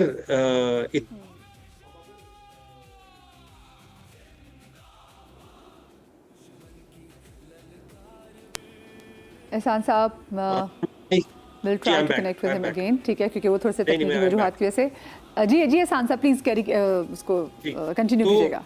वो जो इतना शोर मचाया था जी कि उनका एयरक्राफ्ट कैरियर कराची से इतना करीब आ गया है, और कराची को हम ब्लॉकेड कर देंगे, और हम तो फौरन लेके पीछे क्यों भाग गए? उसके पीछे चंद अनासर शामिल थे, और वो अनासर ये थे, वो थी पाकिस्तान बहरिया की जो एक एग्रेसिव डिप्लॉयमेंट थी, एक असर्टिवनेस थी अपने पूरे रीजन के अंदर, और उनको उस सारी चीज़ से ये अंदाज़ा हो चुका था कि जो ऑप्शन वो चूज़ करना चाह रहे हैं, एक काइनेटिक डोमेन में जाके, एक अग्रेसिव डोमेन में जाके, they are not going to win it. The only thing which they can do is they will lose. और अब जब वो सब कुछ हो गया, तो उसके बाद फिर उनके वज़ीर आज़म ने भी कहा कि जी अगली दफ़ा जो उनकी नेवी है हिंदुस्तान की, वो सबसे पहला कदम उठाएगी। राजनाथ सिंह साहब ने जाके ये कहा कि जी कराची का रास्ता जो है वो सिर क्रीक से गुजरता है। तो मैंने एक अपने आर्टिकल में लिखा भी था कि अगर आप समझते हैं कि कराची का रास्ता सिर क्रिक के जरिए आता है, तो कांडला का रास्ता भी कच्छ में से गुजर जाता है। और अगर आप कोशिश करेंगे किसी स्टेज के ऊपर कराची के ऊपर कुछ करने की, तो ये याद रखिएगा कि कांडला में भी कुछ नहीं बचने लगा। उनके पास स्वाय झूठ और प्रोपेगेंडा और वो मीडिया पे वो गोस्वामी जैसे और जीडी बख्शी जैसे लोगों को बिठा के, या एक आजकल उनको मिला हुआ है, वो कोई मेजर है रिटायर्ड टाइप का, वो ये लोग हैं जिनके थ्रू वो अपना तो सिर्फ फूल की वो प्रोपेगेंडा क्यों बेच है? सकते हैं। वो मेरा तो सवाल ये कि वो हैं तो क्यों है, क्योंकि देखिए हम ये देखते थे कि वो बात जिस तरीके से कर रहे हो कहते, मैं तो कहता हूँ एक बम गिरा दो पाकिस्तान पे, सारे लोग कराची को यूं खत्म कर दो। मतलब उनके अंदर इतनी नफरत है, वो जिस पे थ्राइव कर रहे थे। उन्होंने लाहौर पोर्ट की बात करी, उन्होंने मुल्तान पोर्ट की बात कर दी, पता नहीं उन्होंने लाहौर की नहर देख ली थी, मुझे समझ भी नहीं आती। लेकिन सर ये इतनी नफरत और उसके बाद फिर इतनी माशरा से हजीमत का उन्होंने सामना उठाया,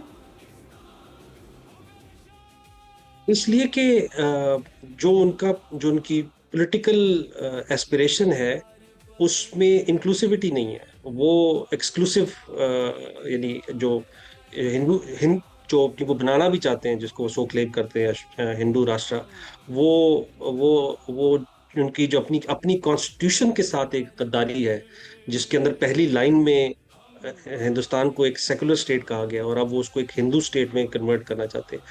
एक अगर आप बड़ी आसान जबान में उसको समझें तो their politics has been militarised and their military has been politicised. This is what is happening उनके साथ।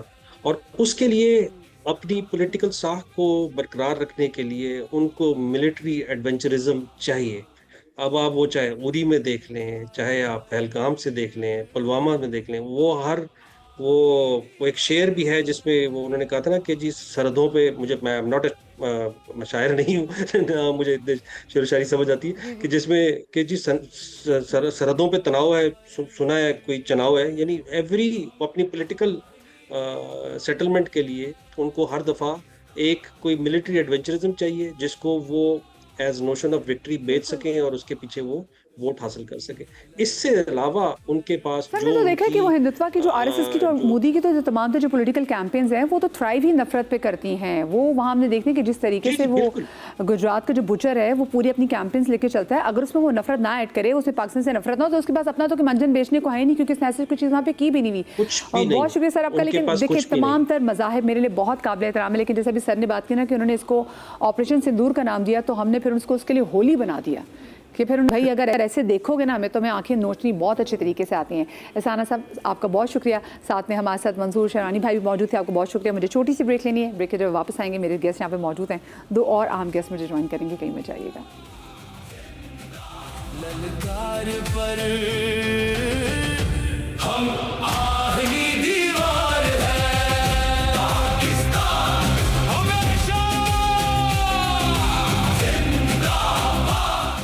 जी जनाब, welcome back after the break. और ब्रेक के बाद हमें ज्वाइन कर रही हैं निशाल जो कि टैरो कार्ड रीडर है, और साथ में हमें ज्वाइन कर रही हैं गुलफशान तारिक। जनाब इनके एजाज़ में ये है कि यूके से पाकिस्तान इन्होंने इस खातून सोलो इन्होंने राइड जो ली है अपनी बाइक पे, और ये आई हैं और आगे भी प्लान करती हैं क्योंकि दुनिया ये चाहती हैं कि ये घूमें। तो गुलफशान आपको सबसे पहले तो मुबारक भी हो कि आपने ये जो इतना ज़बरदस्त कि यूके से Pakistan, it was not a easy ride of course, क्योंकि आपने ज़रा एक गैर मामूली रूट भी लिया। तो ज़रा उस रूट के वाले से भी आपसे पूछेंगे, और साथ में क्योंकि टैरो कार्ड रीडर मिशाल है तो मैं पाकिस्तान के मुस्तकबिल के वाले से मज़ीद जानूँगी। लेकिन गुलफशान मुझे बताएं, जब आपने सोचा कि एक तो हमारे यहाँ अभी मैं देख रही हूँ लोगों में ऐसा एक्सेप्टेंस आ रही है कि जो लड़कियाँ बाइक चलाती हैं, उसमें मैं देख रही हूँ कि एक बाइक राइडर आ रही हैं जो कह रही है कि जी मैंने अपनी बाइक पे पूरी दुनिया घूमनी है। घर वालों का क्या रिस्पॉन्स है जब आपने ये ख्वाब देखा था? तो थोड़ा मुश्किल था क्योंकि ये बड़ा अनयूजुअल सी चीज़ है कि मेरी बेटी भी अभी 4 साल की हो गई है, 2 दिन पहले उसकी सालगिरह थी। तो सबके लिए बड़ा एक टफ डिसीजन था कि कि मुझे इस तरह अकेले जाने दे रहे हैं मेरे हस्बैंड, मेरी अम्मी, बहन, भाई सब। लेकिन उन सबको पता है ये मेरा पैशन है, तो सपोर्टिव भी थे। तो आहिस्ता आहिस्ता बस उनको समझाती रही कि मैं सेफ हूँगी, ये वाला रूट लूँगी। मेरा ट्रैकर होता था, लाइव लोकेशन उन सबके पास होती थी, तो हम पूरे रास्ते में राब्ते में थे। लेकिन अगेन सपोर्ट रहा है मेरे घर वालों का, जो मेरी इमीडिएट फैमिली, उन सबका सपोर्ट था मेरे साथ। पूरा मुझे बताइए रूट कंप्लीट करने में आपको कितना टाइम लगा, कितने महीने लगे? मुझे 36 डेज लगे हैं इन टोटल, जो मैंने मैनचेस्टर से अपनी ट्रैवलिंग स्टार्ट की थी 11 मार्च को, और मैंने फिनिश वो लाहौर में की है। और थ्रू आउट जो मेरा रूट था वो मैंने थोड़ा सा डिफरेंट पिक किया था। नॉर्मली लोग आते हैं वो जर्मनी और ऑस्ट्रिया, और वहाँ पे एक हाईवे है जो डायरेक्ट लेके तुर्की आते हैं, बट क्योंकि मेरा ताल्लुक सरगोदा से था, मेरा गांव झावरियाँ है, तो मैं अलेक्जेंडर का काफ़ी स्टडी भी करती हूँ, तो मुझे था यार मैं ग्रीस ज़रूर जाऊँगी और वही रूट लूँगी जहाँ से अलेक्जेंडर द ग्रेट अपने घोड़े के साथ होके पाकिस्तान में आए थे। मुझे बताएं, अच्छा क्योंकि आपने बोला ना कि आपकी 4 साल की बेटी है, तो शायद मैं कभी साइड पे जाती, बट मेरा खुद 4 साल का बेटा है। मैं अगर ऐसा ना कि कभी 2 शोज़ भी कभी करने पड़ जाए और कभी ऑफिस में ज़्यादा टाइम लग जाए, तो एक बच्चा भी मेरा नाराज़ होता है और मुझे भी कहीं ना कहीं हम माएँ हैं ना, तो मॉम गिल्ट होता है। तो मुझे बताएं कि एक इम्पॉर्टेंट मिशन पे भी निकली हुई है, तो उसमें कहीं ना कहीं जैसे मैं बात कर रही हूँ कि मॉम गिल्ट जो है ना वो आपको हिट करता है, तो क्या आपको भी ऐसा मॉम गिल्ट ने कहीं हिट किया? थ्रू आउट जर्नी किया, और खासकर जब मेरा पहला दिन था, जब मैं यूके से फ्रांस के लिए निकल रही थी, मेरी बेटी का फ्रैक्चर हो गया था, आर्म फ्रैक्चर हो गया था पाकिस्तान में। तो मेरे लिए बड़ा वो एक टफ डिसीजन था कि मैं वहीं राइड को छोड़ दूं और वापस आ जाऊं, पाकिस्तान आ जाऊं बाय एयर और छोड़ दूं सब कुछ। लेकिन तब मेरे हस्बैंड ने कहा कि तुम अपनी राइड फिनिश करो, हम सब तुम मतलब अनाया के साथ हैं, पूरी फैमिली है, उसका ख्याल रखेंगे। तो फिर भी मेरे लिए इमोशनली वो बहुत ज़्यादा एक टफ राइड थी। फिजिकली तो थी ही, लेकिन इमोशनली भी एक बहुत चैलेंजिंग थी। लेकिन मुझे था मुझे किसी तरह से खैर खैरियत पाकिस्तान तक पहुंचना है और एज सून एज पॉसिबल पहुंचना है। तभी मैं बहुत स्पीड से आई हूँ 36 डेज में मैंने ये जर्नी की है। मेरा इनिशियल प्लान तो अदरवाइज आप ये 36, अगर इनाया यहाँ पे ना होती तो ये 36 डेज में नहीं हो रहा था, इस पे काफ़ी टाइम लग जाना था। एग्जैक्टली मैंने कम से कम 2-2.5 महीने आराम से लेने थे, लेकिन ये क्योंकि मेरी बेटी बीमार थी, मुझे था मुझे जल्द से जल्द पहुंचना है। और थ्रू आउट द वे में जहाँ जहाँ मुझे बाइकर्स ने होस्ट किया, वो सब भी कह रही थी तुम रुक जाओ रुक जाओ, तो मैं उन्हें यही बताती थी मेरी बेटी ठीक नहीं है, मुझे जल्द से जल्द पाकिस्तान पहुंचना है। तो टफ था मेरे लिए, काफ़ी टफ था ये। क्या चैलेंजेस आपको दरपेश आई ये बताइएगा गुलफ्शा, कहीं ऐसा हुआ कि आपने बोला कि नहीं बस अब मैं गिव अप कर रही हूँ?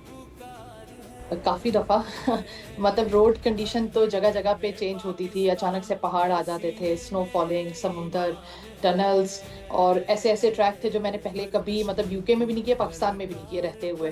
तो काफ़ी चैलेंजिंग थी, जो ट्रेन थी वो काफ़ी चैलेंजिंग थी। और वेदर कंडीशन जो वहाँ पे स्टॉर्म आता है वो पाकिस्तान की तरह नहीं होता। मेरा पूरा मोटर बाइक हिल जाता था अपनी जगह से, तो उसकी स्पीड मेंटेन करना, उसको स्लिप ना होने देना, फुली फोकस्ड रहना बड़ा वो मेरे लिए मुश्किल था। ट्रेनिंग तो मैंने ली थी, 5 महीने मैंने प्लान किया, ट्रेनिंग ली बाकायदा, लेकिन स्टिल मेरे लिए काफ़ी मुश्किल था, क्योंकि हमें बचपन से चीज़ें नहीं सिखाई जाती। हम जितना भी सीख लें जब तक आप उसको फेस नहीं करते तो आप उस तरह के एक्सपर्ट नहीं बनते। तो उसके अलावा रास्ते में एक जगह पे मुझे ऑफ ट्रैक होना पड़ा 3 घंटे के लिए। एक ऑफ ट्रैक मैंने पहाड़ पूरा कवर किया, वहाँ पे ना मेरे पास इंटरनेट थी, ना सिग्नल था, ना कोई बोर्ड था, मुझे पता ही नहीं था। इंटरनेट ना, और आपने पहाड़ कवर करना, और आप ऐसे बहुत सारे रात की भी, जैसे आप जब ट्रैवल कर रही थे आप अकेली होती हैं, कोई ऐसी चीज़ आपके सामने है जिससे आप डर भी गई हो? चीज एज इट इज कोई आई नहीं मेरे आगे जिससे मैं डरी हूँ। मैं सिर्फ नवाब शाह में जब मेरा एक्सीडेंट हुआ था तब मेरे आगे गाड़ी आई है, और ना मैं नॉर्मली अपनी स्पीड बड़ी मैं एग्रेसिव राइडिंग नहीं करती, मैं बहुत आराम से राइडिंग करती हूँ, सुकून के साथ करती हूँ, आसपास देख भी रही होती हूँ। लेकिन यहाँ पे बस मेरा एक्सीडेंट हुआ, ऐसा कुछ नहीं था कि जिससे मैं डर गई हूँ ऑन द वे। अच्छा, सबसे आपको चैलेंज क्या लगा वैसे ये बताएं? अगेन चैलेंजिंग बेटी का, and then again the whole journey. क्योंकि मैप पे जब आप गूगल मैप पे देखते हैं तो आपको बड़ा इजी लग रहा होता है, यार हाँ ये 2000 माइल होंगे, 3000 माइल मैं यहाँ से कर लूँगी। लेकिन जब आप डेली कर रहे होते हैं तो आपकी बॉडी भी थक रही होती है, और फिर आपने नेक्स्ट डे राइड भी करना होता है। और फिर जिन जगहों पे मैं जा रही थी वहाँ के जो होस्ट होते थे वो फिर मुझे लेके हर जगह घूम रहे होते थे, जगह जगह पर। तो जैसे तुर्की में मुझे होस्ट ऐसे मिले जो रात 11 बजे से पहले मुझे सोने नहीं देते थे, तो इस तरह का वो भी एक चैलेंजिंग पार्ट था। और दूसरा जो बिगेस्ट चैलेंजिंग था, पाकिस्तान का झंडा लेके जब आप ये आप ये राइड कर रही हैं, तो उसका भी आपको बहुत ज़्यादा फ़ख्र होता होगा जब लोग देखते होंगे, लोग कहते हैं कि अच्छा एक तो औरत वो भी पाकिस्तानी और अकेले राइड कर रही है। हाँ, बहुत अजीब सा उनके एक्सप्रेशन होते थे। इवन बॉर्डर पे जब वो मेरा पाकिस्तानी पासपोर्ट देखते थे, मुझे देखते थे, तो ऐसे हैरान होते थे, और भी पूछते भी थी आर यू फ्रॉम पाकिस्तान, तो मैं कहती थी हाँ। तो फिर वो मुझे जाने देते थे, कुछ एक्स्ट्रा क्वेश्चंस नहीं करते थे। मेरे बाइक पे ब्रांडिंग हुई थी कि मैं पाकिस्तान ही जा रही हूँ, और कभी किसी ने चेकिंग भी नहीं की। तो बड़ा स्मूथली मेरा एक वो क्रॉसिंग होती थी। और जहाँ जहाँ पे झंडे भी मैं लेके जाती थी तो हर जगह पे लोग ऐसे हैरत से देखते थे कि पाकिस्तान से लड़की आई है। चले मैं हम तो बहुत खुश हैं आपको देख के गुलफ्तार। मैं चाहती हूँ कि आप पूरी दुनिया जो है ये घूमे और इंशाल्लाह एक टाइम वो भी आएगा जब अनाया भी अपनी बाइक लेके अपनी अम्मा के साथ पूरी वर्ल्ड के जो है वो ऐसे ही ट्रैवल करेगी। मेरे साथ में क्योंकि मिशाल भी मौजूद है। मिशाल मुझे बताएं क्या मुस्तकबिल देखनी है? जी अस्सलाम वालेकुम, बिस्मिल्लाहिर्रहमानिर्रहीम। अच्छा, मुस्तकबिल जो है वो पाकिस्तान का माशाल्लाह से बहुत ब्राइट देख रही हूँ मैं। यहाँ पे मैं कुछ 2-3 मेजर चेंजेस देख रही हूँ जो कि इस साल हमारे 9th मंथ और 10th मंथ में आने वाली है। और मुझे ऐसा लग रहा है कि यहाँ पे ना बहुत सी इन्वेस्टमेंट्स भी आएंगी, बाहर के लोग यहाँ पे इन्वेस्ट भी करेंगे और मैं बहुत एक ब्राइट फ्यूचर देख रही हूँ। बाहर के लोग जो है ना वो यहाँ पे आना चाहेंगे और हमारी इंटरनेशनल तौर पे जो है ना हमारी इमेज बहुत ज़्यादा स्ट्रॉन्ग होती जाएगी। साथ में मैं ये भी देख रही हूँ कि ना चीज़ें फ़्लो के साथ चलेंगी, कोई रुकावट कोई इस तरह की चीज़ नहीं देख रही। बट 2-3 मेजर इवेंट्स हैं जो कि इस साल आने हैं हमारे। आप समझ लें कि अगस्त से स्टार्ट होंगे वो और दिसंबर तक जाएंगे। तो इस तरह की चीज़ें मैं देख रही हूँ और पैसा मैं बहुत देख रही हूँ। ठीक है, अब पैसा आने वाला है। अच्छा, और वो मेजर इवेंट्स आप क्या देख रहे हैं? IMF का लोन चुका देंगे हम? आपने पैसे की बात इंशाल्लाह की तो कोशिश हम कर सकते हैं, हम पूरी कोशिश कर सकते हैं। इसमें हमें पॉजिटिव रहने की ज़रूरत है। और दूसरी चीज़ ये है कि ना हमें ट्रस्ट। मेजर इवेंट्स की बात करें मिशेल, वो क्या है? अच्छा, पैसा यहाँ पे आएगा, ठीक है, इन्वेस्टमेंट भी यहाँ पे आएगी। इन्वेस्टमेंट के हवाले से मैं बहुत सी चीज़ें देख रही हूँ और मैं यहाँ पे ये देख रही हूँ कि ना बाहर से अब लोग शिफ्ट होना चाहेंगे यहाँ पे। कुछ इस तरह की चीज़ें होंगी क्योंकि मनी से रिलेटेड बहुत सी इस तरह की चीज़ें आ रही हैं मेरे कार्ड्स में भी और बहुत बड़ा टर्निंग पॉइंट होगा। सॉरी, आप यहाँ पे चैलेंजेस क्या देख रही हैं इस साल के? अच्छा, इस साल के चैलेंजेस में ये देख रही हूँ कि यहाँ पे थोड़ी सी रेजिस्टेंस आएगी। जो चेंज आना चाह रहे हैं ना, लाना चाह रहे हैं हम पाकिस्तान में, उसमें थोड़ी सी रुकावट बाहरी तौर पे आ सकती है। लेकिन यहाँ पे मैं फुल पॉजिटिव और एक ना बहुत बड़ा इम्पैक्ट जो है मैं पाकिस्तान का यहाँ पे देख रही हूँ क्योंकि हमारे जो इंटरनेशनली तौर पर जितने भी मसले मसाइल चल रहे हैं उसका भी सोल्यूशन इस साल होगा। और यहाँ पर ना मुझे ऐसा लग रहा है कि बहुत मेजर इस तरह की शिफ्ट आ रहे हैं जहाँ पे हमें खुद भी पॉजिटिव रहने की ज़रूरत है क्योंकि हम एक सेफ और सिक्योर कंट्री में हैं। अच्छा, और आप ना मिशेल, आप जरा बड़ी जेनेरिक बात करिए, आप मेजर शिफ्ट्स की बात करिए तो मैं कैटेगोरिकली पूछना चाहूँगी कि आप कैसे शिफ्ट्स देख रही हैं? पॉलिसी शिफ्ट देख रही हैं, पॉलिटिकल शिफ्ट देख रही हैं, क्या देख रही हैं? पॉलिटिकली तौर पे सही तरीके से डिफाइन करके मैं बताएं। जी, मैं ये कह रही हूँ कि पॉलिटिकली तौर पे ना मैं बहुत से मेजर शिफ्ट्स जो है वो देख रही हूँ। ठीक है, और उसमें मैं ये भी देख रही हूँ कि ना हमारे जितने भी मामलात हैं इंटरनेशनली तौर पे, जैसे कि हमारी इमेज है वो बहुत स्ट्रॉन्ग होने वाली है। बाहर से हमें पैसे आएंगे और हम लोग लोन जो है ना वो उतार पाएंगे कुछ उसका फीसद जो है इंशाल्लाह। मुझे बताइए, अभी जो इस वक्त ताज़ा जो वर्ल्ड में जो सिचुएशन चल रही है, इस जंग का आप एंड देख रही हैं इन कार्ड्स में? हाँ जी, बिल्कुल मैं देख रही हूँ। बस ये बात है कि ना हमें ना पूरा फोकस और पूरी इंटेंशन के साथ इस चीज़ को आगे लेके चलना पड़ेगा। थोड़ी सी इसमें मैं देख रही हूँ कि थोड़ा लंबा चलेगा बट इंशाल्लाह ताला अगले साल तक ये चीज़ें मुकम्मल तौर पे जो है सेटल डाउन हो जाएंगी। इसका मतलब है 2026 जो है ये टेंशन का साल रहेगा इससे? बिल्कुल ऐसा ही है, बिल्कुल ऐसा ही है क्योंकि मैं 9th मंथ में देख रही हूँ थोड़ी सी रेजिस्टेंस आएगी बट उसके बाद आसानी है। देखिए, जब भी आसानी आती है उसके बाद मुश्किल थोड़ी सी ज़रूर आती है, उसमें हमें पॉजिटिव रहने की ज़रूरत है। लेकिन जब तक ये वॉर है महंगाई तो बहुत होगी। पेट्रोल की तुमने प्राइसेस देख ली और आपने कहा कि पैसा आएगा, तो इसका मतलब है जो पैसा आएगा बिल्कुल इंशाल्लाह ये कि जो लोग हैं वो इन्वेस्ट करेंगे पाकिस्तान में, रेमिटेंस आएगा। आप इस सूरत में कह रही हैं? बिल्कुल इंशाल्लाह ताला ऐसा ही होगा। अच्छा, ठीक है, बहुत शुक्रिया जी। मिशेल हमारे साथ मौजूद थी और वो हम ज़रा पाकिस्तान के फ्यूचर के वाले से भी इनसे बात कर रहे थे। मैं ज़रा चाहती हूँ कि जैसे हम हमारे साथ जो बाइक राइडर थी वो अपने बारे में बता रही थी कि उनका भी एक एक्सीडेंट हुआ और वो क्या क्या चैलेंजेस होते हैं। ऐसा कौन सा आपका एक्सीडेंट था जो आपको भी बड़ा मैं जब वो एक्सीडेंट कोई भी बात करता हूँ, आपने मेरा खून निकल आएगा तो मुझे पता है, वो जितना आपने आसानी से शुरू में शो की कह दिया था ना वो तो खून निकले तो कोई बात नहीं, तो इसका मतलब है कि ठीक ठाक खून निकला हुआ है और टेंशन भी होती है, कोई फीचर भी खराब हो जाएगा। तो सबसे बड़ी इंजरी आपने कौन सी सर्वाइव की? वैसे देखिए, बड़ी इंजरी वो थी 2021 में जब मेरी फाइट थी, पहले MMA फाइट थी, तो उसमें मेरा हाथ फ्रैक्चर हो गया था, पूरा हाथ जो ना मेरा टूट के बाहर आ गया था। तो वो मतलब मैंने एंड लास्ट वो से मतलब 1 मिनट रह गया था तो उसने कहा टैप कर दो। मैंने कहा टैप नहीं, अब हाथ टूट के टैप क्या करना है? मैंने कहा आप टैप नहीं करना है, बस वो हाथ के हाथ में था, वहाँ टूटा हुआ था। हाँ। उसके हाथ में था। तो उसके बाद जो मैंने सोचा ना कि यार जो मैंने अपने साथ किया मैंने गलत किया, क्योंकि जो ये इंजरी मुझे हुई है ना, मुझे इसने 5-6 महीने गैप दिया। फिर मैंने हाथ बांध के मैं आपको दिखाऊंगा वीडियोस में, इसके बगैर 1 हैंड ट्रेनिंग करता रहा। तो वो मैंने थोड़ी जो ना ये बड़ी इंजरी में सामना करना पड़ा कि अगर आपको ऐसी इंजरी का सामना करना पड़े, को ब्लड है वो तो वो रिकवर हो जाएगा, ठीक है, स्टिच से वो रिकवर, मगर जब आपका हार्ट टूटेगा ना वो रिकवर नहीं होगा। तो 5-6 महीने में बिल्कुल ना मैं उसको अफसोस करता रहा कि काश वो मैं टैप कर देता, मैं हार मान लेता, तो आज ये मेरा हाथ में थोड़ा रिकवर होता, मुझे फाइट आगे चांस मिलते, बहुत फाइट थी पाकिस्तान लेवल पर, तो मैं कर लेता। फिर मैंने कहा यार नहीं यार, लेकिन अब ठीक है ना, सही है अल्हम्दुलिल्लाह बिल्कुल ठीक ठाक है अभी तो हाथ। अब ये कि बस थोड़ा सा ठन वो है हाथ में थोड़ा टन आ गया, क्या पता वो ये स्विंग अल्लाह की तरफ से आ रहा था। बस वो मेरी तरफ जाके। तो देखो ये इंजरीज ये आती रहती है, ठीक है, लाइफ में अप एंड डाउन होते रहते हैं। अल्लाह पर भरोसा, और जिस तरह के आप लोगों ने सपोर्ट किया आपकी मीडिया की तरफ से, मैं शुक्रिया करूँगा कि आप लोगों ने जब मैं इतना बड़ा प्रोग्राम में बुलाया, फिर इतना बड़ा जो ना सेशन आज मार्का हक का, तो इसमें अल्हम्दुलिल्लाह हमारा भी थोड़ा क्रेडिट है कि जिस दिन ये मार्का हक हुआ था उस दिन अल्हम्दुलिल्लाह मेरी फ्लाइट थी बाकू के लिए, और वहाँ पर इंडिया के खिलाफ फाइट करना, तो अल्हम्दुलिल्लाह सबसे बड़ी अचीवमेंट थी मेरे लिए।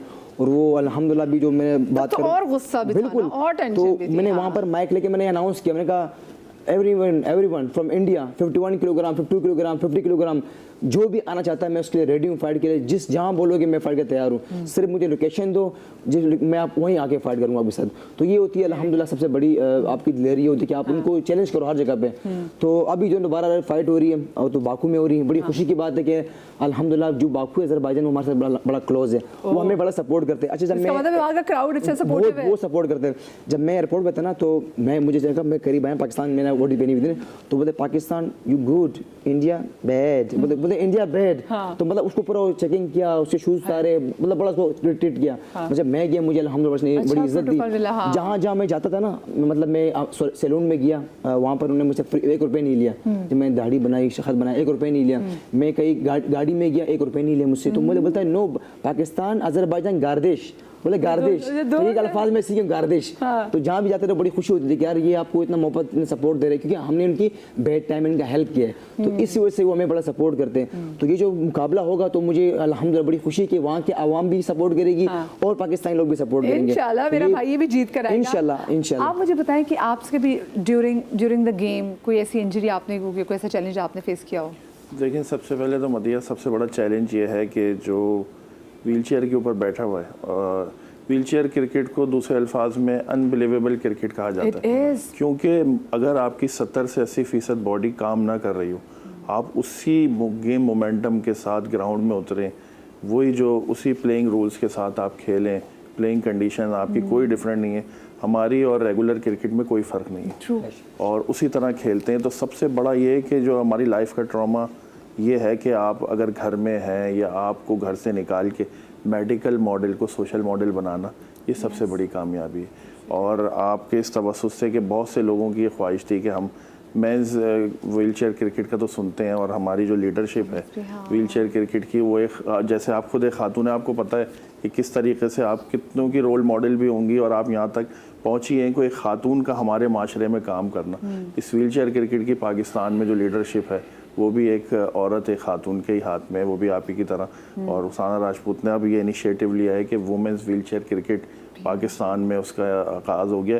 14 अगस्त को इंशाल्लाह ताला वुमेंस व्हीलचेयर क्रिकेट लीग उन ख़वातीन के लिए जो व्हीलचेयर पर हैं, घरों में हैं, वो भी चाहें हमारी जो वो बहनें हैं कि बाहर आएँ, वो भी अपनी सलाहियतों का, ये एक बहुत बड़ा कारनामा है।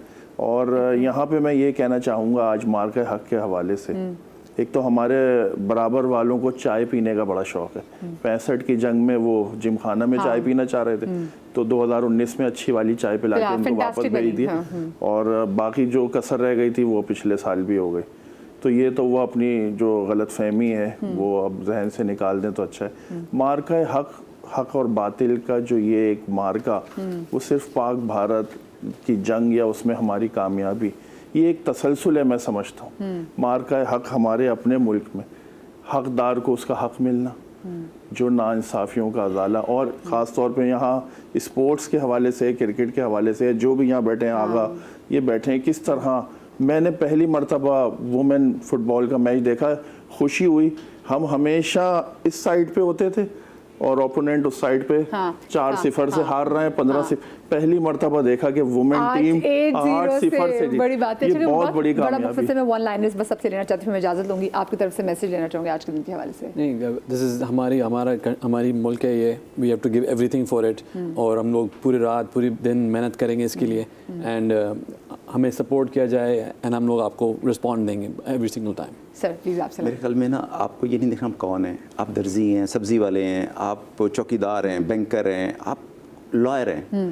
अपनी जगह पे ये सिर्फ ये यूनिफॉर्म वाले का हक नहीं है कि बस वही लॉयल है। No, everybody is loyal. You have to work in the capacity you are. हाँ बिल्कुल बिल्कुल। इसके अलावा कोई अगली चीज़ नहीं है। हाँ। बस प्लीज़ जिस कैपेसिटी में जहाँ पे भी अपना काम करें। और कॉज क्या है, ऑब्जेक्टिव क्या है? Pakistan. Work for Pakistan. Work for Pakistan. आपसे आखिरी, जैसे कि हीट वेव के दिन है तो मेरा मैसेज ये हुआ कि आजकल के हीट वेव है तो अननेसेसरी बाहर निकलने से परहेज़ करें। धूप के दौरान खासतौर पे 11 बजे से 4 बजे तक, और अगर निकलना ही है पानी की बोतल साथ ज़रूर रखें। और कोशिश करें कि अगर किसी को हीट स्ट्रोक के कोई भी सिम्टम होते हैं तो फौरी तौर पे 1122 डायल करें या 1123 डायल करें। बेहतरीन। बस आपसे अल्लाह। हाँ बिल्कुल, मैं यही कहूँगा कि देखो स्पोर्ट्स को लेकर आखिरी ये कहूँगा कि जितने भी जो हमारे यंग जनरेशन है वो स्पोर्ट की तरफ आ रही है। आपको पता है कि जिस तरह नशे तमाशे हमारे मुल्क में बहुत ज़्यादा हो रहे हैं, बल्जे टाउन में बहुत ज़्यादा है, बहुत से स्पोर्ट्समैन जो इस तरफ आ गए क्योंकि इनको सपोर्ट नहीं मिल जाती। तो मैं जो गवर्नमेंट से ये दरख्वास्त करूँगा, स्पोर्ट्स के लोगों से ये दरख्वास्त करूँगा जो मिनिस्टर स्पोर्ट्स है, तो आप इनको लुक आफ्टर करें। बहुत सारे लोग पाकिस्तान के लिए बहुत हर फील्ड में काम करना चाहते हैं, फुटबॉल में, व्हील चेयर में, एवरीवेयर वी हैव टैलेंट। थोड़ा उसको पॉलिश करना है और इंशाल्लाह हम आपसे उम्मीद करते हैं कि हम आपको कभी मायूस नहीं करेंगे इंशाल्लाह। Thank you so much everyone. वक्त खत्म हो गया है। शादरी आबादी अल्लाह पाक आपको लाती गम से महफूज रखे। कल मिलेंगे। अल्लाह हाफ़िज़।